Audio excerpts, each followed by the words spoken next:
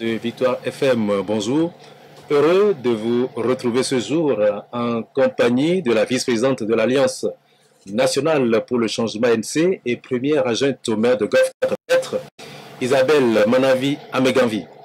La campagne nationale de sensibilisation sur la nouvelle constitution instaurant la 5e République, la poursuite de la contestation de cette nouvelle loi fondamentale par d'autres Togolais, les défections à l'ANC, l'heure des fers de lance de cette contestation justement, la révélation de la dette cachée du Sénégal sous le régime de Macky Sall sont quelques-uns des principaux sujets retenus pour l'entretien de ce jour.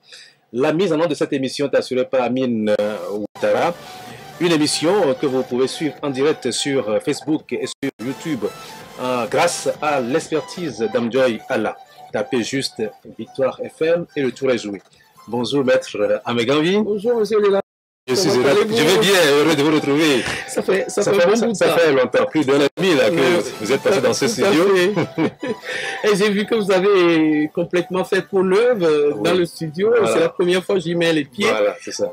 Depuis que ces aménagements, félicitations. Merci.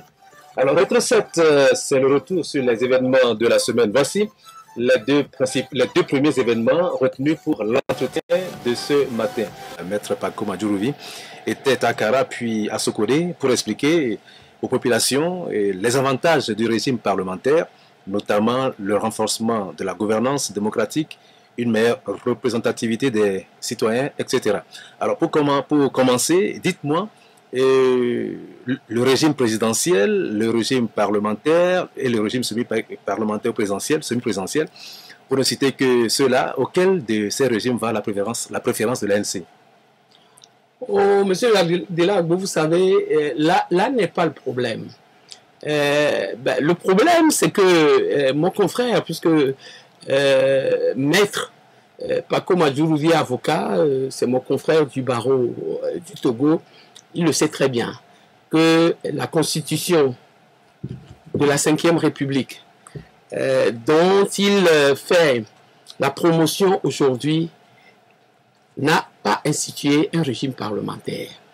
Tel qu'on nous l'a appris à nous autres juristes, tant à la fac que dans nos formations ultérieures pour devenir avocat et autres.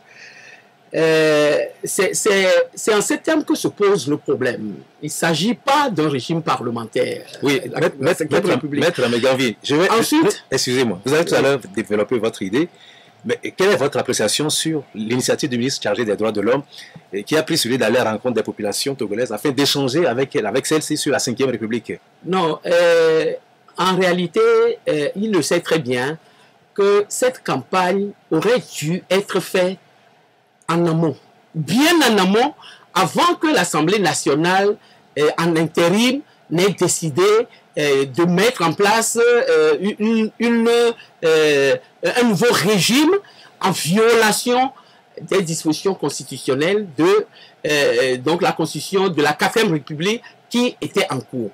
Et donc, ce n'est pas en faisant voter un texte en violation des règles et des principes constitutionnels prônés pour la révision de la Constitution que l'on se met à faire la promotion ou la campagne d'explication de ces constitutions-là.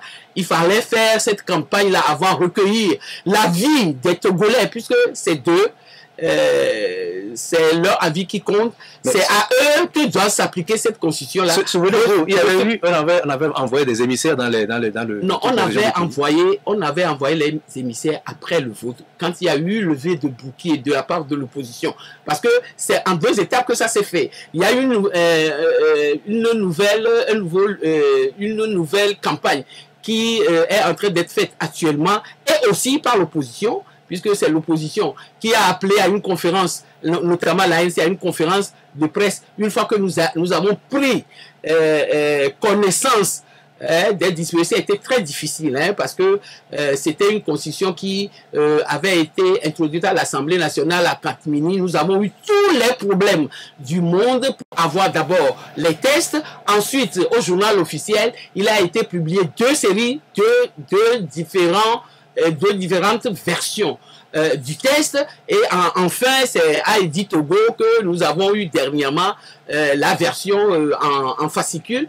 Et nous avons donc fait l'étude des dispositions de ces articles qui sont contenus dans cette constitution et nous avons découvert beaucoup de choses. Et c'est pour ça que j'affirme que ce n'est pas une fois qu'on ait tout finalisé, tout fait voter par l'Assemblée, etc., que l'on va venir expliquer aux Togolais qu'est-ce qui est contenu là-dedans. Il fallait le faire recueillir leur avis. D'abord, s'ils étaient justement pour la question que vous m'avez posée, les Togolais étaient pour un régime présidentiel, un régime semi-présidentiel, un régime parlementaire ou un régime hybride qui n'a d'existence que la supercherie qu'on a voulu mettre dans cette constitution-là et qui n'a rien à voir avec le régime parlementaire. Je l'affirme encore. Alors, je vois que le gouvernement devra dépenser un trésor d'énergie, déployer une force de persuasion exceptionnelle pour avoir l'adhésion de certains partis de l'opposition, comme l'ANC et OSC, qui sont toujours ouvertement opposés au changement de régime au Togo. Certaines de ces formations et OSC étaient dimanche dernier à Kassimé, à Lomé, pour prêcher aux populations un autre évangile que celui du gouvernement, le rappelle avec RVSC.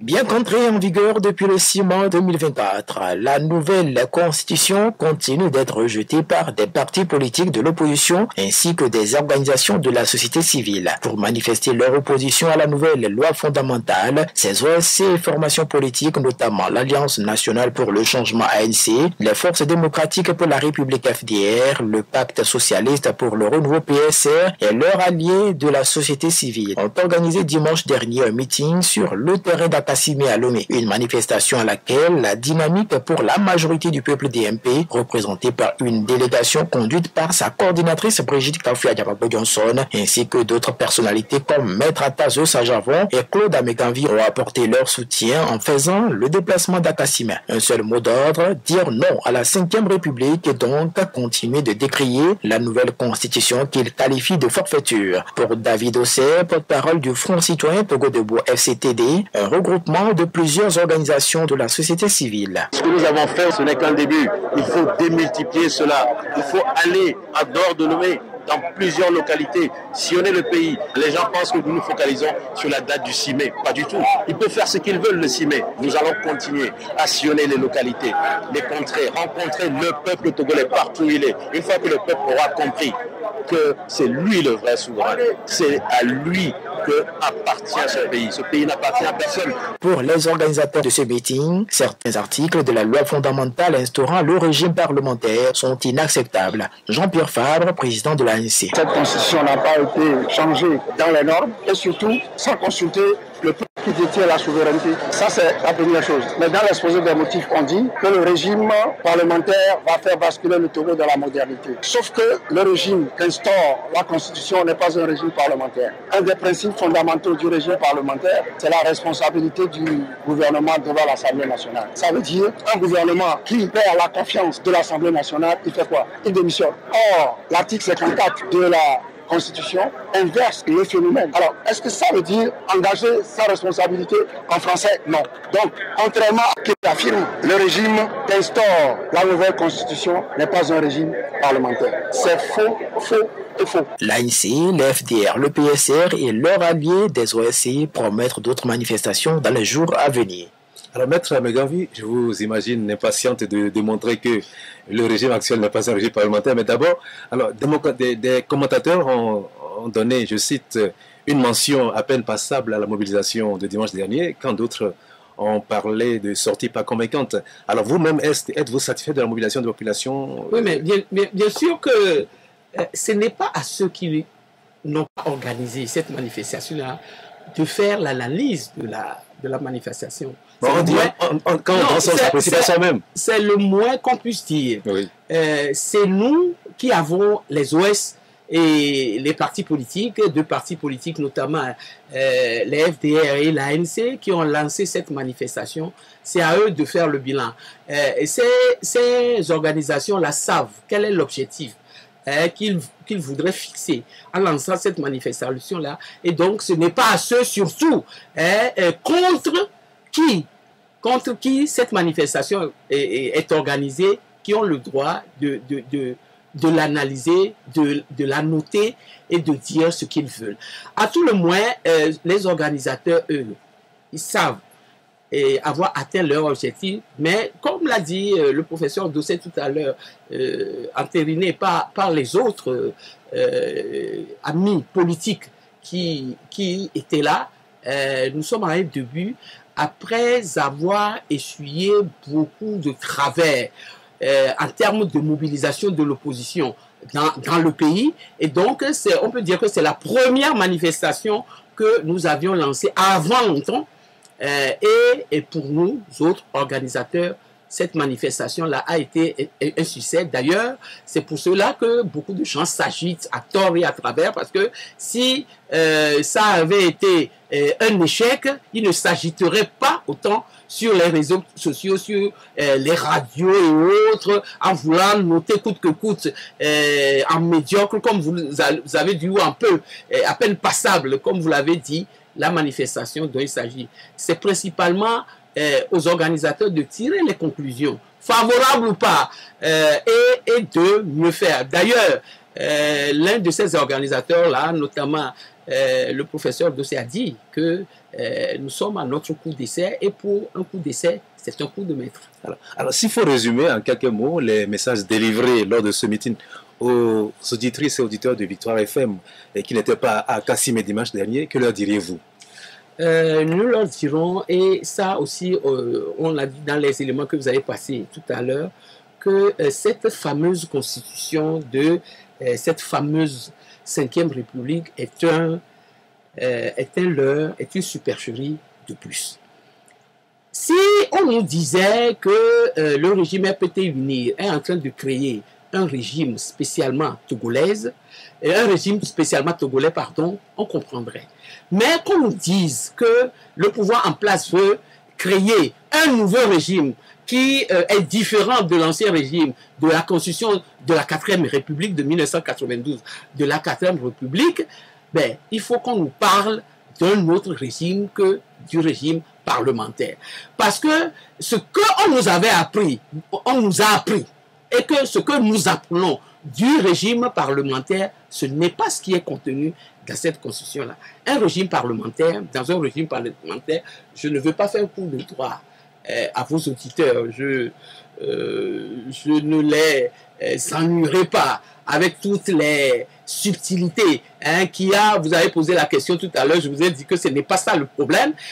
Qu'il y a la différence qu'il y a entre un régime parlementaire, un régime présidentiel, un régime semi-parlementaire, un régime présidentialiste, mais le régime parlementaire, puisque c'est de lui qu'il s'agit, c'est cela que je vais vous expliquer. Oui, à l'aune de ce qui est contenu dans la Constitution, la nouvelle Constitution de la 5e République. Un régime parlementaire, c'est un régime qui donne plus de pouvoir au Parlement. C'est pour ça qu'on l'appelle un régime parlementaire, bêtement. Ça voudrait dire que dans les 3 principaux pouvoirs qui existent en droit, le pouvoir exécutif, le pouvoir législatif et le pouvoir judiciaire, primauté est donnée en ce qui concerne la concentration de l'essentiel des pouvoirs au Parlement. C'est pour cela qu'on l'appelle essentiellement le régime parlementaire. Or, il se trouve que dans tous les régimes parlementaires, parce qu'il y a d'autres pays qui ont véritablement instauré ce régime-là dans leur constitution et qui le pratiquent, notamment le Canada, l'Afrique du Sud, aidez-moi à me rappeler, le Canada, l'Inde, le Royaume-Uni, la Grande-Bretagne et autres qui le pratiquent, où la principale importance de cela, c'est la responsabilité du gouvernement devant l'Assemblée nationale, devant le Parlement. Alors, que ce Parlement-là soit bicaméral ou pas. Et donc, c'est la responsabilité du gouvernement. Or, il se trouve que ici, dans cette constitution-là, article 54, la responsabilité que met en place le régime dans cette constitution-là, elle n'est pas parlementaire.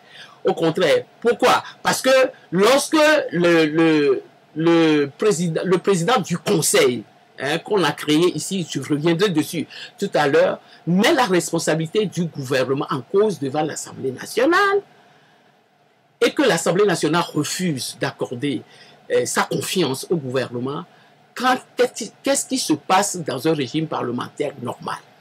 Et donc, quand l'Assemblée nationale refuse de donner, de reconnaître la confiance, de donner la confiance au gouvernement, c'est le gouvernement qui démissionne. Parce que, régime parlementaire, l'Assemblée nationale refuse de donner sa confiance. La nouvelle constitution ne dit pas que le gouvernement ne démissionne pas.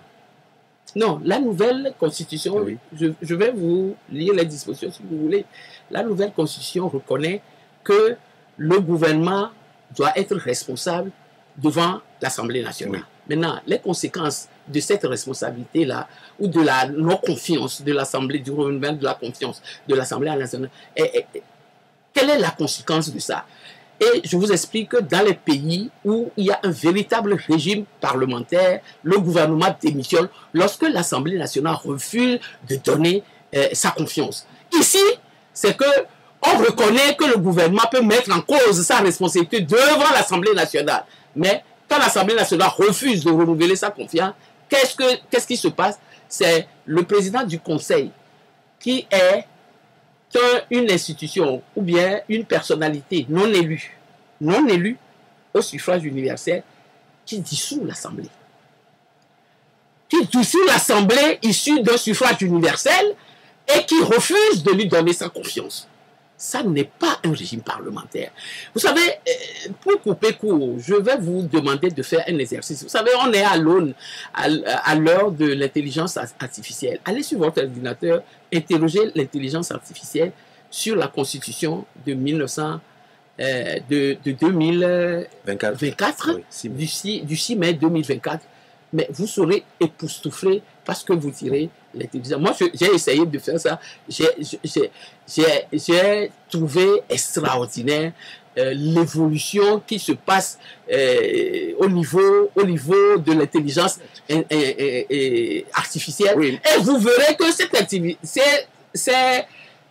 intelligence artificielle n'est ni de l'opposition, ni du parti au pouvoir. Oui. Ils sont complètement...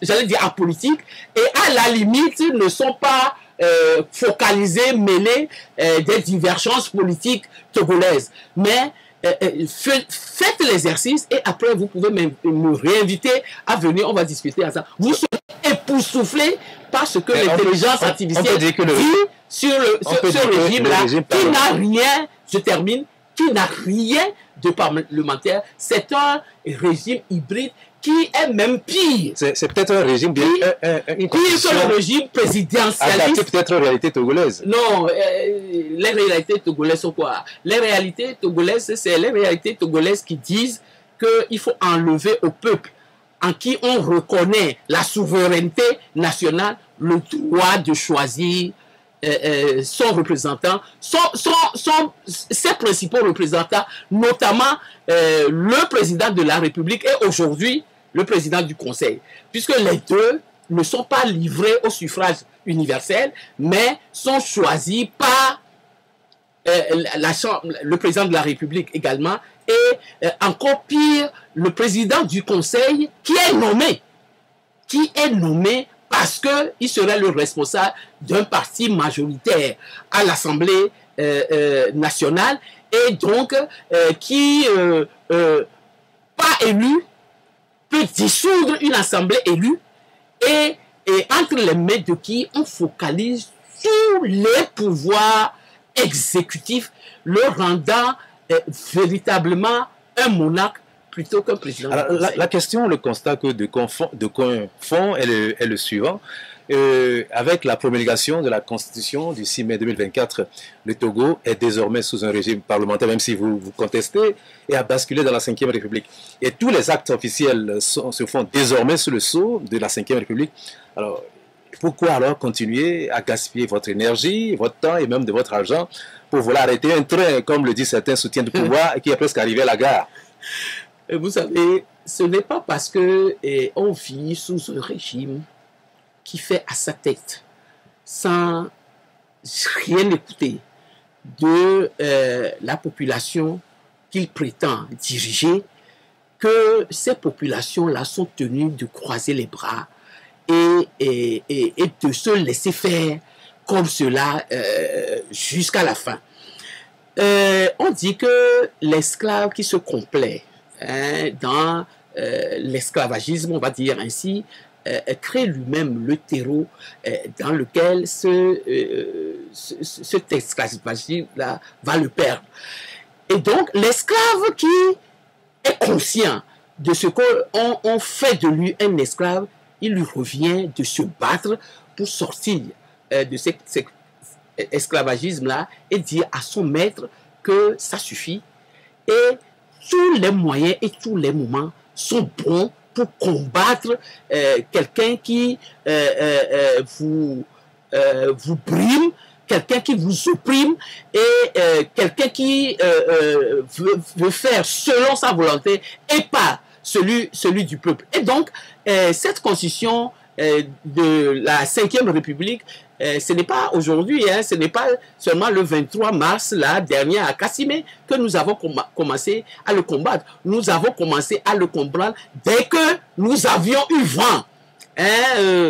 Puisqu'on en a fait un grand secret de ce que un projet, une proposition de loi de révision constitutionnelle serait déposée par des députés qui sont en intérim, parce qu'ils avaient terminé leur mandat, ils étaient en intérim en attendant les élections législatives et autres, on a commencé à tirer la sonnette d'alarme, à combattre ce système qui était en train de se mettre en place en violation des textes constitutionnels qui étaient applicables à l'époque jusqu'au jour d'aujourd'hui. Et donc, tant que nous ne sommes pas arrivés à notre objectif, qui est de battre en brèche cette constitution-là, nous n'en respecterons pas. Et ce n'est pas parce que cette constitution-là a été imposée aux forceps, aux Togolais, que nous allons croiser les bras et regarder le régime RPT uni faire du Togo notre pays à nous tous, notre héritage commun, ce qu'il veut. Alors, Maître Megavi, vous êtes une femme politique d'expérience. Vous connaissez vos adversaires. Croyez-vous qu'ils vont accepter de faire machine arrière après tout ce qui... Voilà.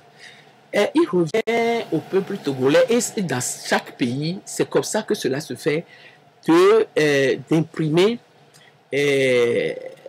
sa position par rapport à cette constitution-là et beaucoup de voix qui s'élèvent, tant au niveau interne dans le pays qu'au niveau externe, on va dire, dans le pays, contre ce qui est en train d'être fait par le régime en place, la prouve que si le peuple décide véritablement de se battre contre cette énième forfaiture du régime RPT uni, il n'y a pas de raison que ce régime-là ne recule pas. Parce que, vous savez, dans les autres pays où des révolutions ont été faites et tout ça, il a suffi d'une goutte d'eau qui a débordé le vase pour que les choses changent. Et donc, c'est au peuple togolais de prendre la mesure de la gravité de ce qui est en train d'être fait, parce que là, on n'est pas en train de parler d'une loi ordinaire, on n'est pas en train de parler d'un décret, on n'est pas en train de parler d'un arrêté ministériel, on est en train de parler de la Constitution, qui est la loi fondamentale de notre pays, qui est le bouclier sur lequel toutes les institutions s'arriment, et le vivre ensemble togolais tourne autour, et donc qui doit être un test dont l'adhésion doit être populaire. C'est pour cela que dans la Constitution qui était en cours, il est bien marqué que la révision constitutionnelle, surtout lorsqu'il s'agit du changement du type de régime, doit être soumis au référendum pour qu'on ait la plus grande adhésion populaire avant que de décider de changer. On n'a jamais dit dans la Constitution que certains députés peuvent se réunir à minuit dans une salle pour changer le destin de tout un peuple en imposant un régime hybride qui n'a de parlementaire, je le dis encore, que la balkanisation de la République et son changement en monarchie plutôt qu'en en république démocratique. Alors, Maître Abegavi, nous sommes à quelques mois de la fin du mandat des conseillers municipaux et l'ANC, votre parti, a annoncé qu'elle participera aux prochaines municipales. Alors, cela fait dire à vos contempteurs que vous faites preuve d'incohérence dans vos décisions. Pourriez-vous nous expliquer pourquoi vous avez refusé de participer aux élections régionales pour, avez-vous dit, protester contre le changement de constitution, et maintenant vous êtes prêt à participer à une autre compétition électorale, tant tout est toujours en place, la constitution de la Ve République et tout le reste. Vous savez, nous combattons la constitution de la Ve République, je vous l'ai dit tout à l'heure, pour toutes les raisons que j'ai évoquées. Oui. Les conditions dans lesquelles ça a été fait, qui sont des conditions complètement irrégulières, violentes, les dispositions liées à la révision constitutionnelle, ce qui est contenu, le contenu même de cette constitution qui emprunte le mot parlementaire abusivement, où tout ce qui y est n'a rien de parlementaire, ainsi de suite. Et cette constitution-là met en place pour la première fois le Sénat et autres. C'est vrai que le Sénat est une création de la Constitution de 1982, revue, toilettée en 2002. C'est en 2002 qu'on a instruit, on a introduit donc le Sénat dans la Constitution. Ce n'est pas la Constitution votée par référendum en 92 qui avait instauré ça, je tiens à le dire parce que il y a beaucoup de gens qui font l'amalgame en disant que la Constitution de 1992, c'est l'opposition qui s'est battue après la conférence nationale pour le faire et c'est l'opposition qui a mis le Sénat que nous combattons aujourd'hui, entre guillemets, dans la Constitution de 1900, il n'en est rien. La Constitution de 1992 a été votée, il n'y avait pas le Sénat, c'était une Constitution dont le pouvoir législatif était un pouvoir unicaméral, c'est-à-dire il n'y avait que l'Assemblée nationale. C'est en 2002, lors du toilettage de cette Constitution-là, que le Sénat a été introduit dans cette loi. Soit dit en passant. Et donc, voilà une constitution que on met en place et autres. Et il a fallu attendre 2002 jusqu'à 2025 pour pouvoir rendre effectif ce Sénat-là pour les raisons que l'on connaît. Ce Sénat dont on a besoin pour asseoir le régime, enfin l'exécutif que nous contestons, c'est-à-dire l'exécutif où le président de la République, qui est choisi par justement l'Assemblée nationale et le Sénat, réunis en congrès, réunis en congrès, qui est choisi sans débat au niveau de ces chambres-là, et ensuite le président du conseil, l'autre qui est choisi parce que étant le responsable le chef du parti ou de la coalition majoritaire à l'Assemblée nationale. Et donc nous disons que ces élections régionales et l'instauration du Sénat et autres n'ont pour but que de mettre en place ce régime-là hybride que nous combattons.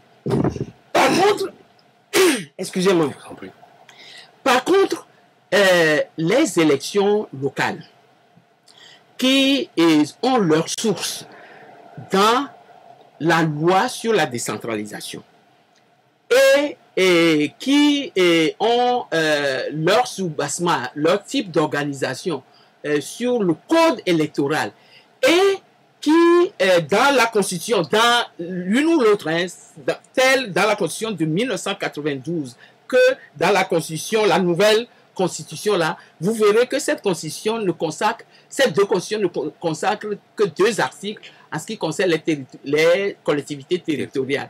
Il s'agit de dire que l'État togolais reconnaît les collectivités territoriales, notamment pour la Constitution de 1992, il y avait les collectivités régionales et préfectorales et puis communales qui étaient reconnues. La nouvelle change puisque entre-temps on a supprimé les collectivités préfectorales et autres, et dans la nouvelle Constitution on ne reconnaît que les collectivités régionales et les collectivités municipales, communales. Et donc, c'est les 2 collectivités qui sont... C'est tout ce que la Constitution, ces 2 constitutions la disent, celle de 92 et autres. la Constitution n'organise aucunement les locales. La preuve, c'est que l'organisation de ces locales-là est renvoyée pour ce qui concerne le contentieux, pour ce qui concerne la régularité, l'étude des dossiers, tout le reste de la CENI à la Cour suprême et non pas à la Cour constitutionnelle. La différence, c'est que les élections présidentielles à l'époque étaient organisées, surveillées, supervisées par la Cour constitutionnelle parce que l'organisation de ces élections-là trouve leur assise dans la Constitution de la République togolaise. Or, les élections locales sont organisées par les textes que je vous ai dit et la Constitution, une fois qu'elle a reconnu, les collectivités régionales et communales renvoient aux lois ordinaires pour ce qui concerne l'organisation de ces types d'institutions. Et donc, nous disons que en réalité, les élections locales ne trouvent pas leur assise dans la Constitution, mais plutôt dans les lois auxquelles la Constitution elle-même renvoie. Et donc, c'est les lois et la Cour suprême, non pas la Cour constitutionnelle, qui organisent donc les élections locales. Voilà pourquoi nous disons qu'il n'y a pas de rapport entre constater. Je n'ai pas fini, M. Agbo. Vous allez pouvoir me donner, parce que c'est très important, puisque j'estime que c'est on va dire des... Vous pouvez poursuivre votre développement. Voilà, passez-moi le terme. C'est des problèmes qui n'existent pas, qui sont relevés, lancés dans l'opinion publique pour détourner l'attention des gens sur les principaux problèmes que pose cette constitution de la 5e République en disant oui, ben, ils prétendent combattre la constitution, mais ils veulent aller aux élections sous cette constitution, etc. Tout ça. Je terminerai en disant que les locales, en réalité, les locales peuvent constituer un enjeu même de combat contre la constitution, cette constitution-là. Parce que on ne peut pas faire de reproches à un parti politique qui combat cette constitution-là et va aux élections locales. Pourquoi? Parce qu'il peut s'agir il s'agit, ce n'est pas qu'il peut s'agir, il s'agit de la gestion des affaires locales et lorsqu'on décide de participer à ces élections municipales-là, ça vous donne une influence directe sur les décisions qui affectent la vie quotidienne des citoyens.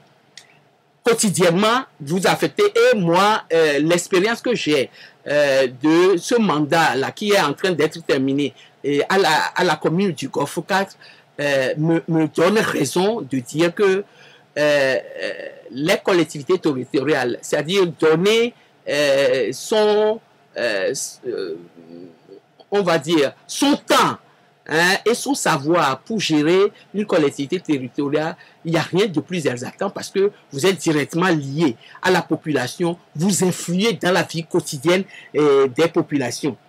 Et ensuite, la nouvelle constitution modifie la structure du pouvoir au niveau national en introduisant un prétendu régime parlementaire. Les élections municipales, elles, concernent le pouvoir local avec des enjeux spécifiques comme la gestion des infrastructures, les services publics et autres. L'ANC peut donc choisir de participer à ces élections pour exercer un contrôle sur les décisions locales, sans pour autant reconnaître la légitimité de la nouvelle constitution au niveau national. Vous savez, monsieur Delagbo, lorsque nous participions aux élections municipales en 2019, nous étions de l'opposition et nous combattions déjà le régime RPT. Nous l'avons toujours combattu. Quand nous nous sommes présentés en 2019, nous combattions déjà ce régime. Mais personne ne nous avait dit à l'époque, mais pourquoi vous combattez ce régime et vous participez à des élections que ce régime est en train d'organiser? Personne ne l'a dit. Donc, c'est la même chose aujourd'hui. Nous combattons ce régime par le fait qu'il impose aux Togolais une nouvelle constitution. Mais pourquoi devons-nous nous abstenir de participer à des élections municipales auxquelles on nous a reconnu le droit et de participer en 2019 et pas aujourd'hui? Et ensuite, la participation aux élections municipales permet à l'ANC de maintenir un lien direct avec ses électeurs, de mobiliser ses participants et de renforcer sa présence sur le terrain. C'est également une occasion de démontrer sa capacité à gouverner, à proposer des solutions contraires aux problèmes locaux, des solutions autres que celles qui ont toujours été proposées aux Togolais et qui, pendant 60 ans, n'ont rien donné. Je terminerai mes propos sur ce sujet-là en disant que, vous savez, Monsieur le Président français, François Mitterrand, a toujours combattu le général de Gaulle. Surtout lorsque le général de Gaulle a été porteur de la Constitution de 1958, la Constitution française de 1958. Cette Constitution de 1958, Monsieur François Mitterrand, on va dire, parce qu'il n'était pas président à l'époque, de l'opposition française, avait combattu avec hargne la Constitution de 1958 qu'il trouvait trop large, ou bien qu'il trouvait avoir ouvert un boulevard à l'exécutif incarné par le général de Gaulle, et où il combattait le fait que tous les pouvoirs essentiels exécutifs avaient été mis entre les mains du président de la République. Et M. François Mitterrand a toujours combattu, mais avec hargne, et ça lui a même permis, plus tard, en 1964, d'écrire un livre que je vous conseille de lire. Il s'agit du livre titré « Le coup d'État permanent ». Parce que M. François Mitterrand estimait que ce qui est contenu dans cette constitution-là, qui donnait un large pouvoir au général de Gaulle de gouverner la France comme il attendait, était un coup d'État permanent. Et il avait toujours combattu cette constitution. Cette constitution de 1958 en France, c'est cette constitution qui organise les élections présidentielles, l'élection présidentielle en France. Ça n'a pas empêché M. François Mitterrand, qui combattait avec verve et véhémence cette constitution, de se présenter sous son égide, tant en 1964, je crois que c'est la première fois qu'il s'est présenté, où il a été battu par De Gaulle. En 1981, 74, enfin je donne les chiffres de mémoire, je peux me tromper un peu, il s'est présenté sous cette constitution-là contre Monsieur Giscard d'Estaing. D'abord, il s'est présenté avec le général de Gaulle, et il a mis le général de Gaulle en ballottage. Et c'est au deuxième tour que le général de Gaulle a fini par remporter l'élection présidentielle de cette année. Je crois que c'est en 74. En 1981, il s'est présenté sous cette constitution-là. En 1974, c'est pas avec Valéry. Non, en 1964, le général de Gaulle. Voilà. En 1974, Valéry Giscard d'Estaing, qui avait gagné. En 81, il s'est présenté encore de nouveau contre Valéry Giscard d'Estaing, et c'est en cette année-là qu'il a battu, toujours sur la Constitution de 1958, qu'il dénonçait.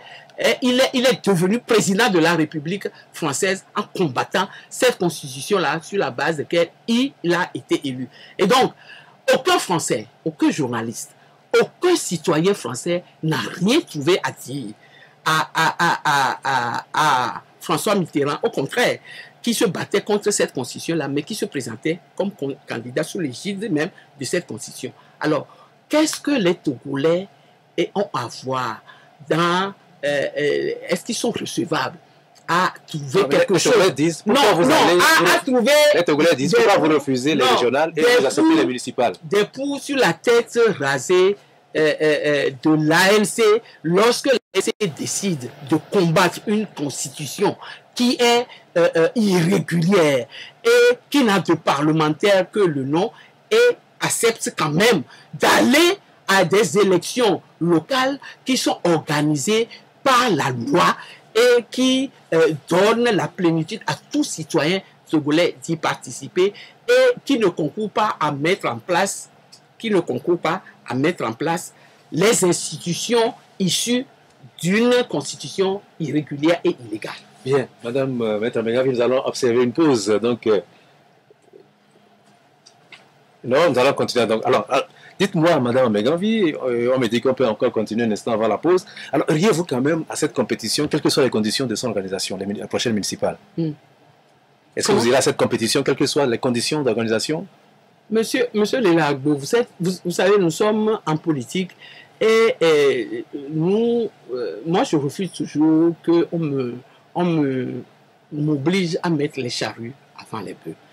C'est-à-dire quoi? C'est-à-dire que nous nous battons pour que les conditions pour aller, et à chaque fois ça a toujours été comme ça, hein, que les conditions pour aller à ces élections soient des conditions transparentes qui permettent à ce que les vrais résultats sortent des urnes. À toutes les élections, nous nous sommes battus. Maintenant, est-ce que le pouvoir en place nous écoute pour mettre en place toutes les garanties qui permettent d'avoir la transparence et l'équité dans les élections? Nous disons non. Mais c'est un combat que nous avons mené, que nous continuons à mener, et c'est un combat de tous les jours. Et lorsque, à un moment donné, il arrive que nous ne soyons pas écoutés et que nous remarquons que les conditions telles que nous l'avons demandé ne nous permettent pas d'y aller, et ça, je reviens sur un problème aussi qui anime la polémique au niveau des Togolais, c'est le fait de boycotter ou de ne pas boycotter les élections. C'est-à-dire que nous sommes un parti politique et non pas une épicerie. Et donc, un parti politique peut décider aujourd'hui et prendre attache en disant je ne boycotterai plus d'élections.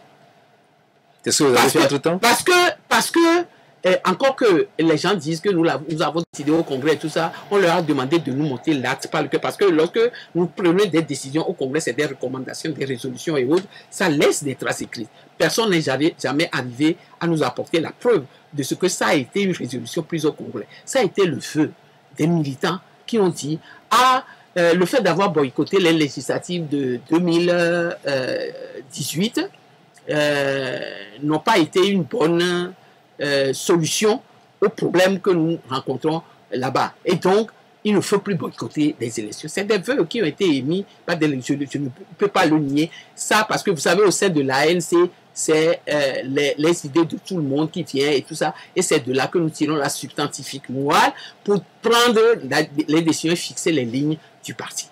Et donc, à partir de ce moment-là, lorsque vous avez dit ça, vous avez souhaité ça à un congrès et tout le reste, et que sur le terrain et au moment opportun où confronté à une situation, mais vous arrivez à trouver et à vous mettre devant le fait que mais les conditions là, vous allez à la potence plutôt que, et que vous décidez en parti politique responsable de ne pas participer.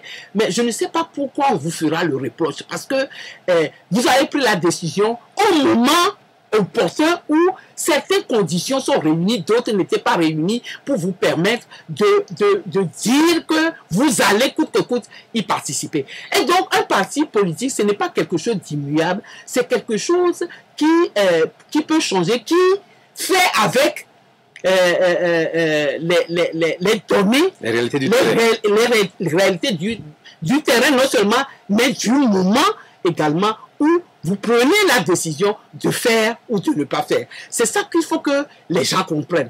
Et donc, voilà pourquoi nous pouvons décider, par exemple, que nous ne voulons pas aller au régional, ni participer aux élections sénatoriales, parce que nous estimons que ces institutions-là n'ont été créées que pour prêter main forte à ceux qui ont imposé aux Togolais la constitution de la 5e République là, que nous combattons.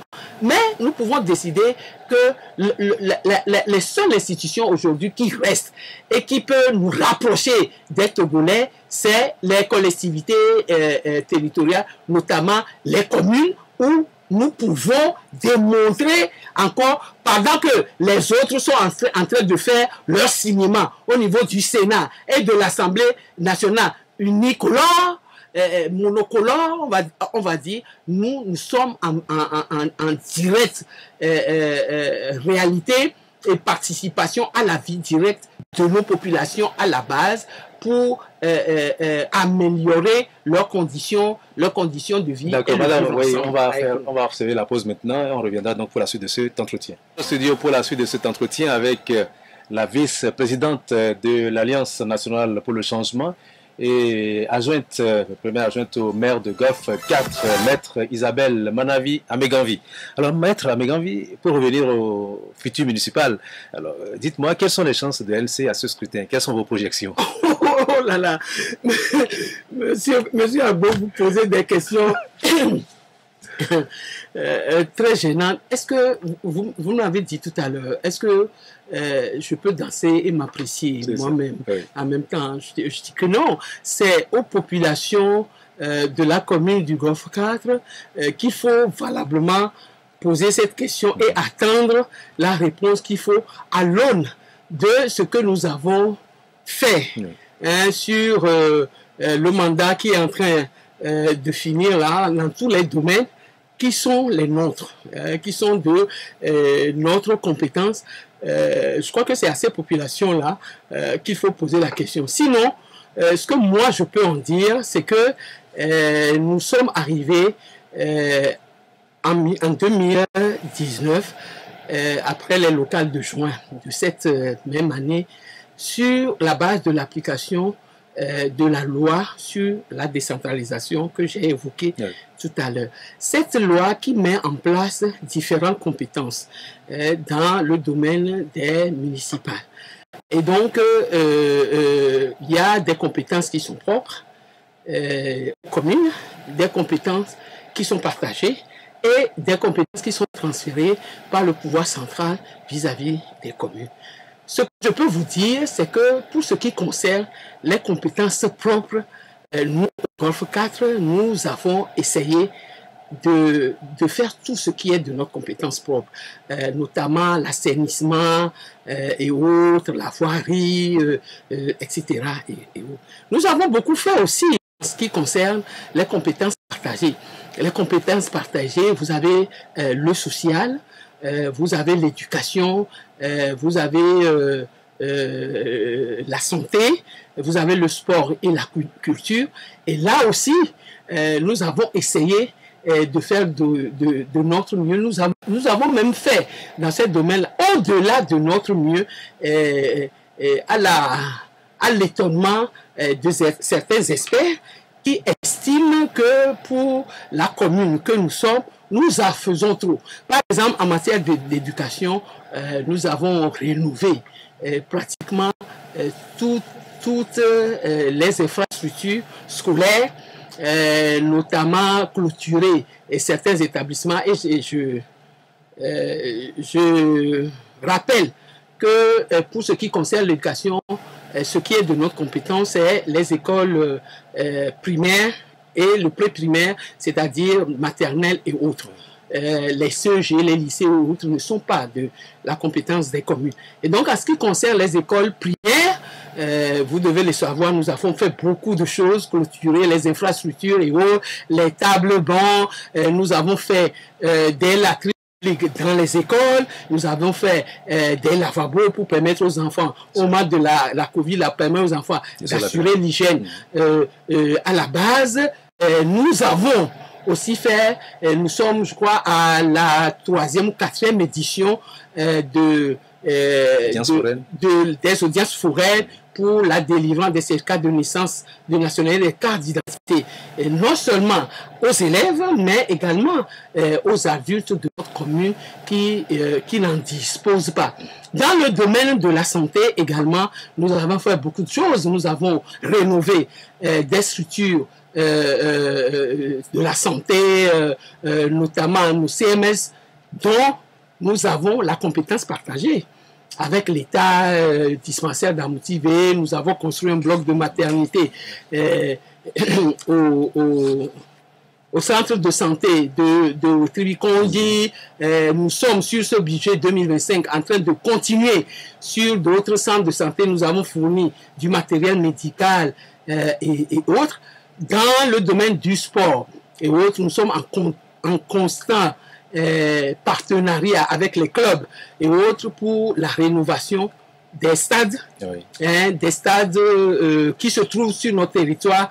Et il y en a je crois, 4 ou 5 à peu près, qui sont actuellement en projet de rénovation ou sur le budget tant 2024 que 2025, on va dire des fonds ont été alloués pour répondre.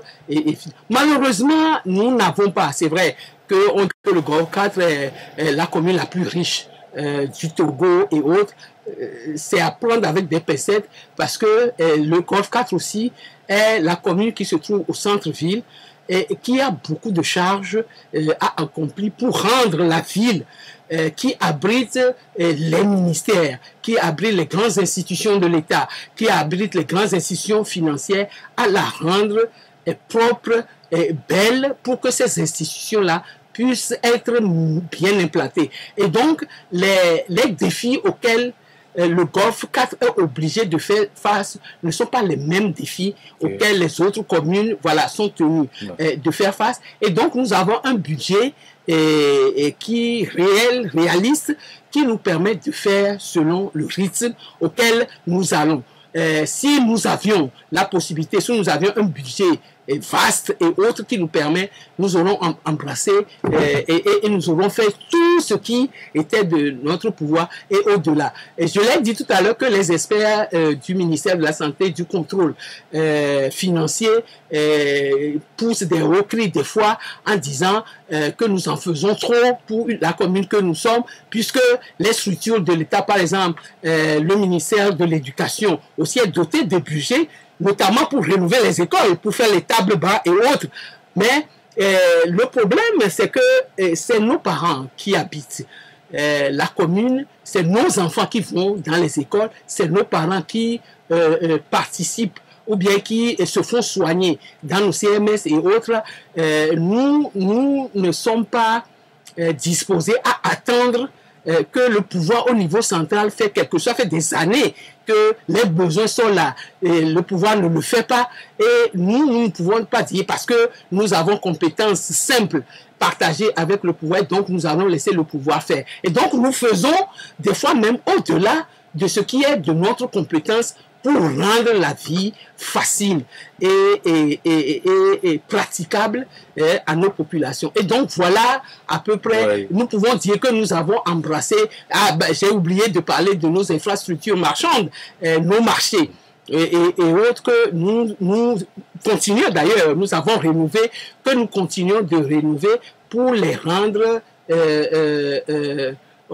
on va dire, sécurisés, et éviter les incendies qui se propagent à travers, et donc vous verrez dans les marchés qui sont situés et qui sont gérés par le Golfe 4 que nous avons accompli beaucoup de travaux là-bas. Nous avons fait des latrines dans les quartiers pour éviter que les gens continuent à déféquer à l'air libre, ce qui rend la santé et l'hygiène difficile à supporter par nos populations. Voilà à peu près, je cite, sans nous noter ce que nous avons fait à l'aune des dispositions de la loi sur la décentralisation auxquelles nous sommes soumis et à l'aune du contrôle de légalité de la tutelle que sont le préfet du Golfe et le ministère de l'administration territoriale, ensemble avec la direction nationale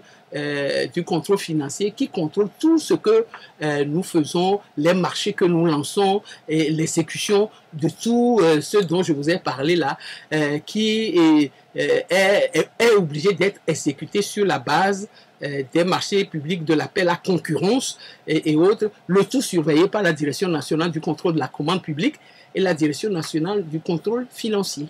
Eh bien, malgré tout cela, les gens se posent certaines questions. Que se passe-t-il à l'ANC? Qu'arrive-t-il à l'ANC quand ce n'est pas le parti qui exclut des militants pour indiscipline ou quand ceux-ci ne sont pas débauchés, au vu au sud de tout le monde, ce sont des militants eux-mêmes qui démissionnent et les lettres de démission se retrouvent sur les réseaux sociaux. Alors, les derniers cas sont ceux de Madame Bojo Afi et Nyoram Bojo, voilà, maire de la commune Agouanivé 5, c'est quand même un cadre, et puis Agbeyibo, comme on l'a vu, deuxième adjoint maire de la commune de Gof 7. Alors, est-ce une remise en cause de la ligne politique du parti ou la contestation du leader du leadership du président de l'NC, Jean-Pierre Fabre? Je vous répondrai simplement à M. Agbo. Oui. Il arrive à l'ANC ce qui arrive à tout parti politique sérieux qui fonctionne sur la base des tests, notamment des statuts et du règlement intérieur qu'il s'est donné. Pas qui crée un parti politique avec des statuts et tout ça qui ne sont pas respectés, où la latitude est laissée à tout militant, fut-il le premier responsable du parti, de faire ce qu'il veut. Vous savez, à l'ANC, toutes les décisions sont prises par les structures habilitées à le faire en application du règlement intérieur et des statuts. Je l'ai dit tout à l'heure, l'ANC n'est pas une épicerie où chacun peut aller acheter ce qu'il veut et mettre dedans. Non, l'ANC est un parti politique qui fonctionne sur la base des tests qu'ils se sont donnés et dont les directives ont été prises par le Congrès et qui s'imposent à tous les militants. Ce que vous dites là explique les exclusions. Voilà. Alors maintenant, ceux qui s'en vont. S'il vous plaît, j'y viens. Parce que là, on n'a plus beaucoup de temps. À tous ceux qui démissionnent, ils ont la latitude de démissionner, monsieur Agbo. Comment vous expliquez ça à quelques mois des futures élections? Mais j'arrive, monsieur Agbo. Lorsque vous êtes dans une structure, encore que lorsque ces gens-là venaient s'inscrire ou bien venaient se mettre, enfin, à la disposition de l'ANC ou bien adhérer au parti. Adhérer, voilà. C'est le terme que je cherchais. Est-ce que ces gens adhérer à l'ANC? Est-ce que vous aviez été au courant de comment ils ont fait pour adhérer au parti? Non, personne n'était au courant que ces gens-là adhéraient au parti. Moi, quelqu'un, par rapport à la démission de Mme Bojo, quelqu'un qui n'est pas de l'ANC m'a envoyé un message, me dit, mais Maître Amigambi, c'est qui cette dame? Moi, je ne l'ai jamais vue à l'ANC, je ne la connaissais pas. Qui elle est? Je dis, ah bon, vous ne la connaissez pas à l'ANC? Pourtant, elle est maire élue sur la liste de l'ANC lors des élections municipales de 2019. Et la personne m'a dit, mais je n'ai jamais entendu parler, je ne l'ai jamais vu dans aucune de vos manifestations. Ça veut dire quoi? Ça veut dire que lorsque cette dame-là adhérait à l'ANC, très peu de gens étaient au courant. Peut-être ceux qui sont à l'ANC, notamment les premiers responsables qui gèrent le fichier du parti, savaient qu'elle est membre et tout ça. Ceux qui ont opéré la liste des candidats étaient au courant que cette dame est de l'ANC et qu'elle était sur la liste au niveau de Agouanivé 5 de haut. C'est tout.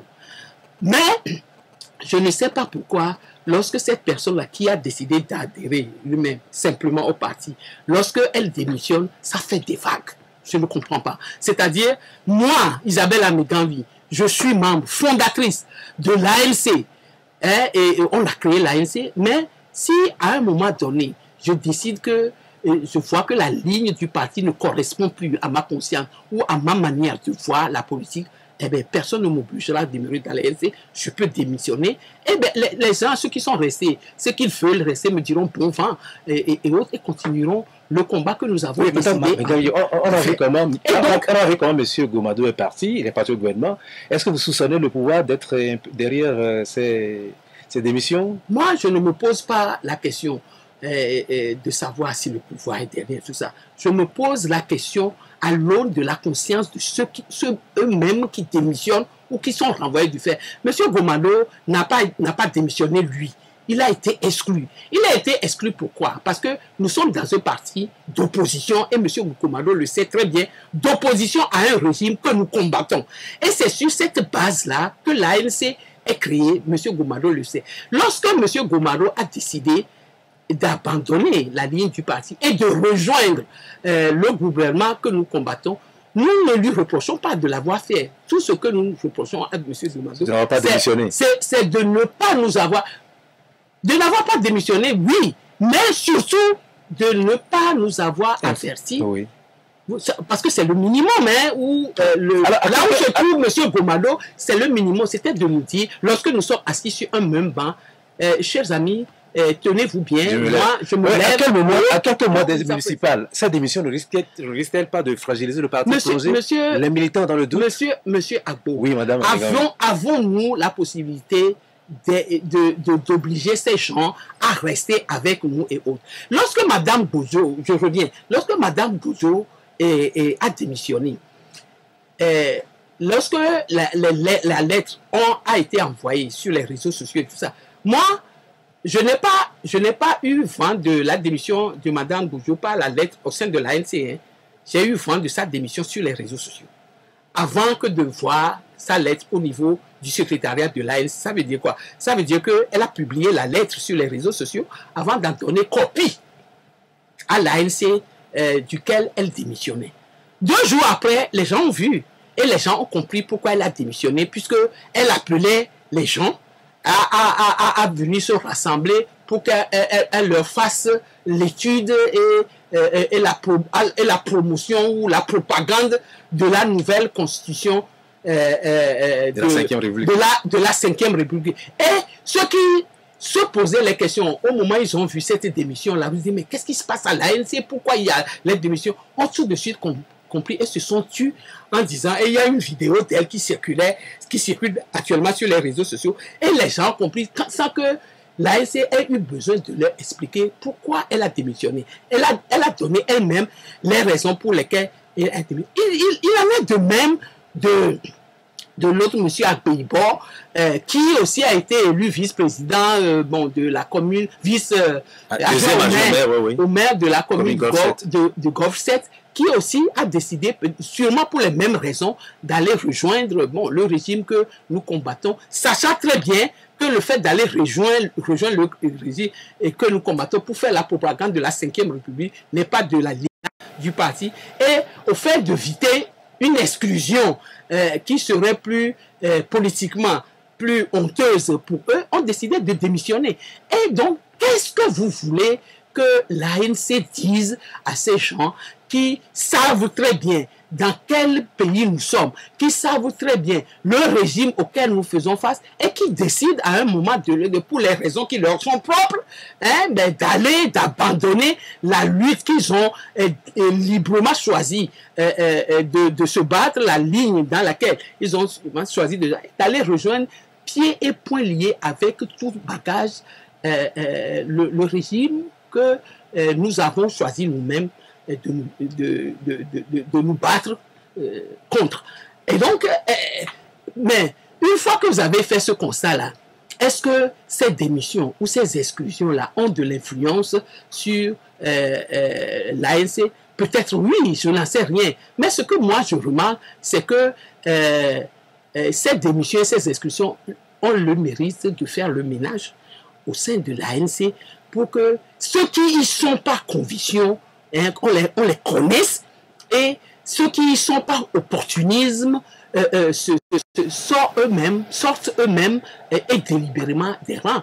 On dit chez nous que les ignames pourris sortent elles-mêmes des liens que personne ne les sort. C'est tout ce que moi je veux dire. Ce que moi je remarque, c'est que la dernière fois, vous l'avez vu, et ça aussi, ça fait le chou gras aux gens et tout ça. Ceux qui disent, là, c'est en train de te préparer, ce parti est fini, et tout ça se vide, coquille vide, etc. C'est ces mêmes personnes-là qui poussent, c'est toujours l'ANC, on a fait le meeting, et là, tout le monde était en orange, etc. Et tout ça, et à se poser la question de savoir que les Togolais qui ont l'habitude de faire la politique, qu'est-ce qu'ils veulent aux Juifs à l'ANC? Un coup, on vous dit, ah non, mais vous n'existez plus, on vous a complètement enterré, etc. Un autre coup, on vous dit, ah oui, mais vous nous fatiguez avec la couleur orange, etc. C'est toujours vous voulez démontrer que vous, c'est vous, etc. Et tout ça. Lorsque nous leur démontrons que ces démissions et ces exclusions-là n'ont pas d'incidence sur les militants et les responsables de l'ANC qui ont adhéré à ce parti par conviction et qui continuent à se battre pour que la démocratie et l'état de droit est véritablement assise dans notre pays. Avant de poursuivre cet entretien, Hervé Essay nous remémore les derniers événements de l'actualité nationale retenue pour cette émission. Maître Megambi, l'Assemblée nationale a voté cette semaine la loi modifiant et complétant la loi portant création de l'Office togolais des recettes. D'après les constats établis par un audit relatif à l'évaluation de sa performance, malgré les résultats encourageants enregistrés, dit-on, l'Office présenterait des dysfonctionnements. Et le but de la loi est de corriger ces insuffisances et de permettre à l'OTR d'atteindre tous les objectifs qui lui sont assignés. Un commentaire rapidement pour passer. Vous savez, je n'ai pas encore pris la connaissance du contenu de cette loi-là pour vous dire. Mais je me rappelle que j'étais député à l'Assemblée nationale lorsque on a mis en place les instruments juridiques de cette institution et autres là, qu'on aurait piqué, entre guillemets, du Rwanda. Et à l'époque, je me rappelle que le commissaire était même un Rwandais qui avait implanté le système et autres. Et nous étions un certain nombre, toujours de l'opposition togolaise, à avoir émis les plus expresses réserves contre ce qu'ils étaient en train de faire en ce qui concerne l'OTR là. Aujourd'hui, je suis fort aise de dire que le gouvernement a fini par comprendre que les tests qui régissent cette institution-là ne sont pas, on va dire, ont des failles qu'il est nécessaire de corriger aujourd'hui. Ce qui prouve que dans un pays, lorsqu'on écoute aussi les voix dissidentes, véritablement celles qui viennent de l'opposition, on a intérêt ça donne l'intérêt de bien faire au lieu d'expérimenter quelque chose qui a causé du tort au pays pendant des années pour arriver dizaines d'années plus tard à se rendre compte qu'on aurait dû faire ce qu'on nous avait dit à l'époque. Voilà ce que je connais, et dire aussi que peut-être le changement de ces systèmes mettra fin à une décision ou à une pratique qui influence, parce que vous avez posé la question tout à l'heure en ce qui concerne ce que nous avons fait au niveau de la commune du Golfe 4 et qui est cette histoire de la mise en place d'un guichet unique qui rassemble toutes les recettes d'où qu'elles viennent de l'État et qui les met ensemble et la dépend. Vous savez, nous sommes confrontés à un problème. Nous, au niveau de ça, je vais terminer très rapidement là-dessus, de ce guichet unique-là. C'est que les recettes du Golfe 4 et autres là, qui sont rassemblées dans ce guichet unique-là, éprouvent des difficultés à être mises à la disposition du Golfe 4. Aujourd'hui, vous savez, nous avons, je l'ai dit aussi, en compétence pour l'assainissement. Nous avons des entreprises togolaises qui avaient soumissionné aux appels d'offres que nous avons lancés en ce qui concerne l'assainissement, le balayage, de caniveau et tout ça, à l'effet de rendre la commune du Golfe 4 propre. Si je vous dis que depuis octobre, on est octobre, novembre, décembre, janvier, février, mars, oui. Depuis 6 mois, ces entreprises-là ont fait leurs prestations au Golfe 4. Ils ont adressé leurs factures, mandatés par notre DAF, envoyé à notre trésorier nommé par l'État auprès de la commune du Golfe 4 et envoyé au trésor public.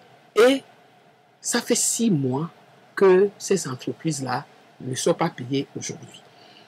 Et lorsque les populations du Golfe 4 se plaignent, par exemple, parce que les bonnes dames qui font le travail pour pouvoir eux aussi trouver leur compte dans la gestion communale ne sont pas payés, font des mouvements, refusent de balayer parce que ça fait 3 mois qu'ils ne sont pas payés, 6 mois qu'ils ne sont pas payés. Vous croyez que c'est à qui les populations s'apprêtent? C'est au Golfe 4 qui s'apprêtent parce que c'est le Golfe 4 qui est sale, c'est le Golfe 4 qui ne suivait pas bien à ce qui est de sa compétence. Or, la véritable raison de ça, c'est le guichet unique qu'on a mis en place, qui fait que les recettes du Golfe 4 se trouvent là-bas. Ce n'est pas que nous sommes comme certaines communes en difficulté financière, hein, et que nous n'avons pas d'avoir au niveau du guichet unique. Hein.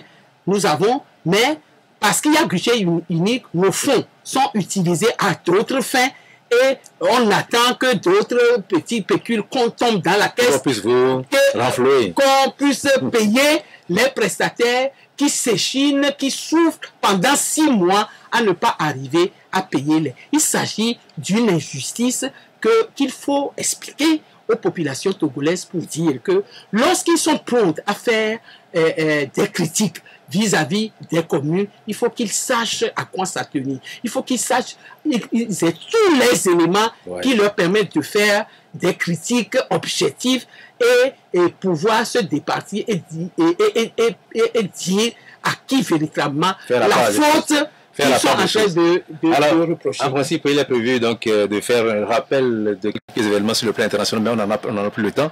Mais je vais juste vous poser une question. Au Sénégal, la Cour des comptes avait pointé du doigt la mauvaise gestion du régime Macky Sall, accusé d'avoir falsifié les comptes du pays.